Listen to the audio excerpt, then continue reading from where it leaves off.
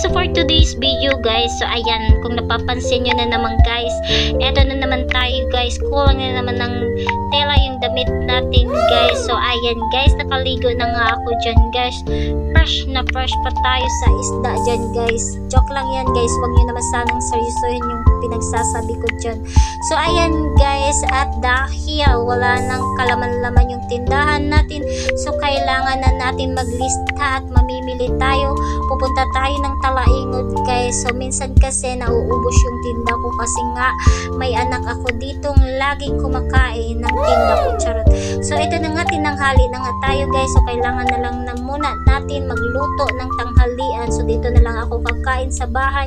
Ang ulam ko pala dito guys, yung niluto ko ay pabuling guys. So dito na lang tayo kakain kasi kakain tayo sa karinderya guys. Mas nakakatipid tayo kung magluto na lang tayo guys. So ayan na nga, ready na nga yung anak ko dyan guys. Kahit saan kami, sumasama yung anak ko guys. Parating na rin tayo ng Talaingod guys. So dito tayo mamimili sa Talaingod guys kasi nga malapit lang dito yung Talaingod guys. So ayan, dito nga kami mamimili itong grocery na ito guys.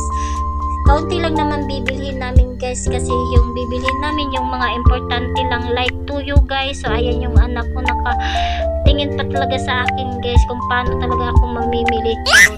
So ayan guys, at dahil sobrang init dito sa labas guys, so naisipan namin dumaan muna sa bahay ng auntie ko guys kasi nga magpapalamig ako ng ulo, charot. Hindi nga guys, so yung auntie ko guys, may aircon siya dito, kaya dito muna kami nagtambay sa kwarto niya guys. So ayan yung kapatid ko guys, habang nag-aano siya ng bata. So ito nga pala yung auntie ko ay parang Miss Universe lang ang pek, charot nga.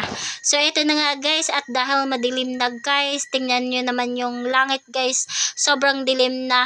So kailangan na naming umuwi kasi nga mas naulan na dun sa bundok guys, kasi nga yung uuwian pa namin ay bundok. So kailangan na talaga namin mag-arat ng umuwi, charot.